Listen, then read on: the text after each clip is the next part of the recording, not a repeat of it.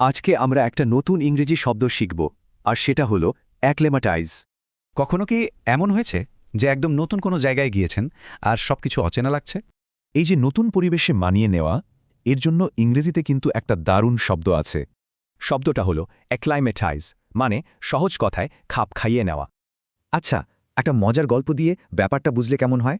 চলুন শুরু করি। এই হলো রহিম। ও থাকত একটা ছোট্ট শান্ত গ্রামে। কিন্তু পড়াশোনার জন্য ওকে চলে আসতে হলো বড় শহর ঢাকায়। শহরের এই হইচই, দৌড়াদৌড়ি, নতুন মানুষ সবকিছু ওর কাছে একদম অন্যরকম লাগছিল। তাই প্রথম কয়েকটা সপ্তাহ ওর খুব কষ্টে কেটেছে। গ্রামের জন্য মন খারাপ হতো। তো রহিম কিভাবে মানিয়ে নিল, আসুন ওর ধাপগুলো একটু দেখি।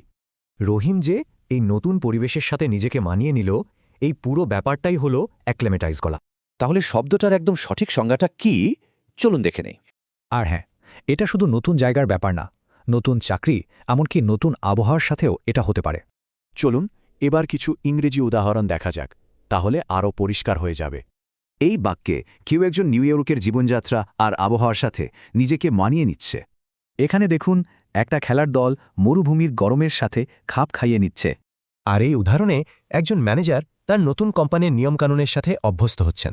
তাহলে আমরা শেষ পর্যন্ত কি বুঝলাম?